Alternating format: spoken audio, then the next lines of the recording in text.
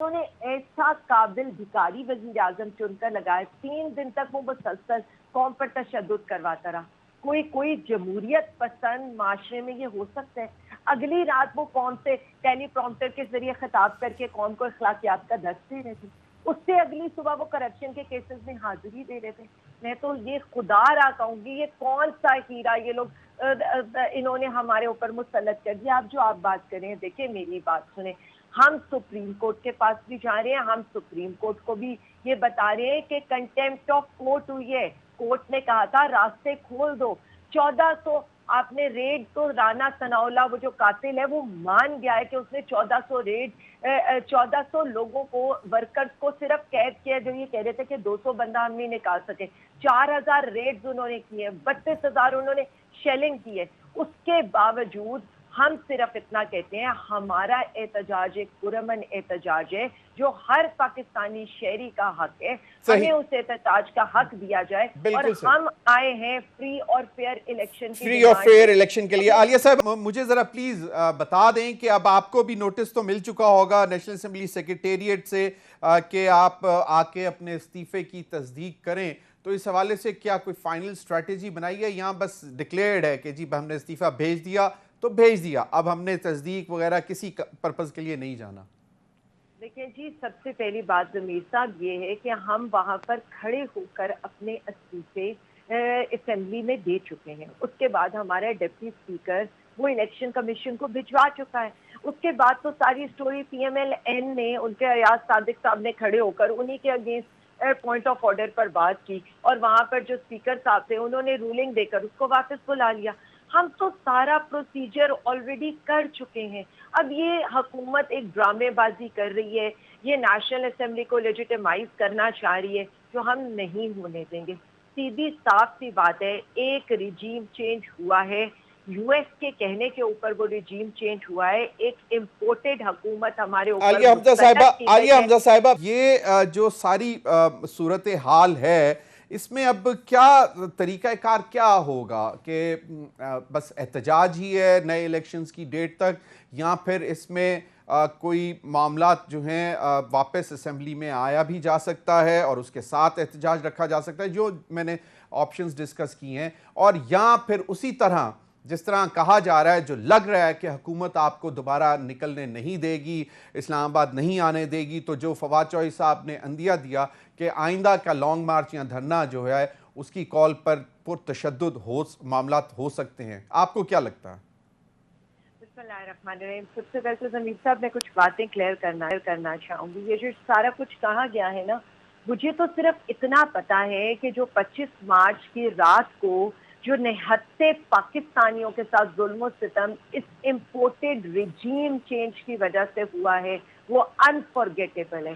جس طرح سے ہیومن رائٹس کی وائلیشن ہوئی ہے، جس طرح سے دہشت گردوں والی پیلٹ گنز اور ان والی ٹیئر گیس شیلنگ ہم لوگوں کے اوپر کی گئی ہے میڈیا کی موجودگی میں، اور میڈیا ایک ایک چیز وہاں پر رپورٹ کرتا رہا ہے۔ یہاں پر تو سوال سب سے پہلے یہ اٹھنا چاہیے تھا، ہم تھے کون؟ ہم پاکستانی شہری تھے، دہشت گرد تھے، یہ کشمیریوں کے ساتھ ہو رہا تھا یا اسرائیلی فلسطینیوں کے ساتھ کر رہے تھے؟ تو میں تو صرف اتنا سمجھوں گی کہ پہلے دوست دھاندلی کے ساتھ یہ لوگ آ کر اس حکومت پر مسلط ہوئے، اور اسی کے بعد اب اسی دوست اور دھاندلی کے ساتھ انہوں نے ہمارے پرامن پروٹیسٹ پر جس طرح کے ظلم و ستم ڈھائے ہیں، تو 25 مارچ کو ہمیشہ تاریخ میں سیاہ دور کے 25 مئی کو سیاہ دن کے طور پر لکھا جائے گا، بالکل اسی طرح سے جس طرح سے آپ کو ایک دفعہ یاد ہوگا کہ مشرف دور کے اندر کراچی میں ظلم و ستم ہوا تھا، یہ اس سے بھی بدترین تھا، کیونکہ میں خود وہاں پر موجود تھی۔ میں نے وہاں پر 2 سال کے بچوں کے اوپر بھی شیلنگ ہوتے دیکھی، اور 80 سالہ بوڑھوں کے اوپر، معذوروں کے اوپر بھی شیلنگ ہوتی دیکھی ہے۔ تو پہلے تو اس چیز کو جتنا کنڈیم کیا جائے اتنا یہ قابل مذمت چیز ہے، اور یہ اس فاشسٹ حکومت کا فاشزم ہے۔ اب آ جائیں عمران خان صاحب پیچھے کیوں ہٹے اور عمران خان صاحب آگے کیا پلان کریں۔ سب سے پہلے تو میں صرف اتنا سمجھتی ہوں کہ سارے اداروں کو بھی عمران خان صاحب کی احساس ذمہ داری کو سلام پیش کرنا چاہیے۔ انہوں نے ہماری اپنے ووٹروں کی ناراضگی مول لی، لیکن وہ اٹھ گئے اسلام آباد سے، اور اس کا ریزن صرف اتنا تھا کہ وہ عوام اور فوج کو آمنے سامنے نہیں آنے دینا چاہتے تھے۔ وہ ایک قدم تو پیچھے ہٹ گئے کیونکہ وہ ایک اسٹیٹ مین تھے، وہ اس گھر کے بڑے تھے، انہوں نے اس ذمہ داری اور اس دور اندیشی کا مظاہرہ کیا جو یہ کم ظرف کبھی بھی نہیں سمجھیں گے۔ فرینکلی اسپیکنگ میں آپ کو بتا دوں، جو ویژولز تھے اس وقت کے، فوج اور عوام آمنے سامنے تھی۔ یہ انڈیا تو چاہ سکتا ہے، یہ امپورٹڈ حکومت تو چاہ سکتی ہے، لیکن ایک بندہ جو حب الوطن ہو، ایک بندہ جو اس ملک کے لیے اسٹیٹمنٹ کا درجہ رکھتا اور اپنے آپ کو یہ سمجھتا ہو کہ میں یہ اس ملک کا بڑا ہوں، مجھے انتشار نہیں کرانا، اسی ایک انتشار کی وجہ سے انہیں ایک قدم پیچھے ہٹنا پڑا۔ اب یہ کم ظرف اس چیز کو جو مرضی کہیں، اب بھی جو ہم یہ بات کر رہے ہیں، ہم یہی کہہ رہے ہیں، ہم ملک کو انتشار کی طرف، ملک کو معاشی بدحالی کی طرف، ملک کو فساد کی طرف نہیں دھکیلنا چاہتے۔ ہمارا ایک مطالبہ ہے، صرف ایک مطالبہ ہے، فری اینڈ فیئر الیکشن۔ آپ فری اینڈ فیئر الیکشن کرا دیں، جو بھی جماعت عوام کا مینڈیٹ لے کر آتی ہے وہ آ کر اسمبلیوں کے اندر بیٹھ جائے، فیصلہ کرے۔ یہ جو عالیہ سارا صاحبہ، کچھ کبھی آپ صحیح عالیہ صاحبہ، عمران خان صاحب 12 مرتبہ تمام جب سے ان کی حکومت فارغ ہوئی ہے وہ کہہ رہے ہیں کہ اب یہ جہاد ہے، یہ اب سیاست نہیں ہے، یہ جہاد ہے، اور ظلم کے خلاف جو ہے وہ جہاد کرنا ہر مسلمان پر فرض ہے۔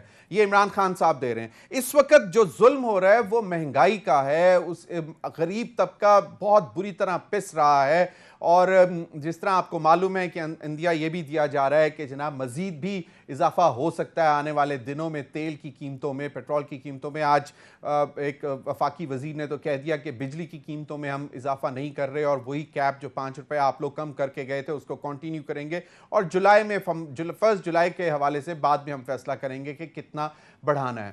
تو اس وقت کیا جہاد جو ہے وہ الیکشن کے لیے ہے، یا پھر عوام کو اس جو بڑھتی ہوئی مہنگائی ہے، جو ظلم ہو رہا ہے، اس سے بچانے کے لیے؟ دیکھیں جی، سب سے بڑی جو بات ہے یہاں پر، یہ جو حکومت نے آ کر جو سوسائیڈل معاشی بم گرایا ہے عوام کے اوپر، اس کو اور سخت فیصلے وہی کر سکتا ہے جو عوام کی مینڈیٹ کی بیکنگ لے کر آئے۔ آپ نے یہ دیکھا ہے پیٹرول کا فیصلہ کرنے کے لیے انہیں 16 جماعتوں کو ساتھ بٹھانا پڑا۔ اس کے علاوہ انہیں حکومت یہ خود ڈیل نہیں کر سکتی تھی، انہیں 245 کے تحت فوج کو بلا کر اور عوام کے آگے کھڑا کرنا پڑا۔ یعنی یہ چھوٹی چھوٹی سی چیزیں ہیں، IMF ان کو لفٹ نہیں کرا رہا۔ سعودیہ نے وہ جو $3 ارب خان صاحب کے ساتھ کمٹ کیا تھا، اسی ایک کمٹمنٹ کو آگے لے جانے کے لیے 10 باتیں ان کو کر رہا ہے۔ ابھی یہ ٹرکی کے دورے کے پیچھے جا رہے ہیں، کبھی یہ جو ہے قطر کے پیچھے بھاگ رہے، کبھی یہ UAE کے پیچھے بھاگ رہے ہیں۔ ہم یہی تو بار بار بتانا چاہتے ہیں کہ ہم ایسا کیا ہوا ہے ان 35 سے 40 دنوں کے اندر۔ آٹے کی قیمتیں بڑھ گئی، بجلی کی قیمتیں یہ 5 دفعہ بڑھا چکے ہیں، اس کے باوجود اس وقت 10 سے 12 گھنٹے کی لوڈ شیڈنگ ہے۔ ڈالر کا ریٹ آپ کے سامنے ہے، اسٹاک مارکیٹ آپ کے سامنے گر رہی ہے، چینی کا ریٹ آپ کے سامنے ہے، مرغی کا ریٹ آپ کے سامنے ہے، جو اس وقت CPI انڈیکس ہے وہ کس قدر اوپر جا چکا ہے وہ آپ کے سامنے ہے، عوام کے جو حالات ہیں وہ آپ کے سامنے ہے۔ اب ایک ایک چیز کی اگر میں بتاؤں کہ ان کے آنے کے بعد کس طرح سے چیزوں کی قیمتوں میں اضافہ ہوا ہے اور کس طرح سے عوام اس وقت تڑپ رہی ہے، اور یہ سب فیصلے کرنے سے گھبرا رہے ہیں، اور ان کو سمجھ نہیں آ رہی کہ انہوں نے حکومت کیسے چلانی ہے۔ تو اس کے لیے ایک ایسی حکومت چاہیے جو عوام کا مینڈیٹ لے کر آئے، ایک ایسی حکومت چاہیے کہ جس کے پیچھے عوام کھڑی ہو۔ میں آپ کو صرف اتنا بتا دوں، میں نے اس دن رات کو جو ہے نا شیلنگ کہتے ہوئے نوجوانوں کو، رینجرز اور پولیس کو پتہ کیا کہتے سنا ہے کہ ہم آپ کے ہاتھوں مرنے نہیں آئے، لیکن ہم عمران خان کے لیے جان دے سکتے ہیں۔ صبح کے وقت جب ہم ان کے پاس، جب خان صاحب نے یہ دھرنا کال آف کیا، تو آپ کو پتہ ہے ہمیں آدھا گھنٹہ یہ سمجھانے میں ان کو لگ گیا کہ ہم واپس جا رہے ہیں یہاں سے، کیونکہ جو غم و غصہ اس دن عوام نے اس امپورٹڈ حکومت کے اگینسٹ جاتا تھا، اس دن پاکستانی پولیٹیشنز کی حالت یہ جو امپورٹڈ عالیہ صاحبہ سری لنکا والی ہو بالکل صحیح۔ عالیہ صاحبہ بالکل، اللہ رحم کرے، خدا نہ خواستہ سری لنکا جیسی صورتحال نہ ہو۔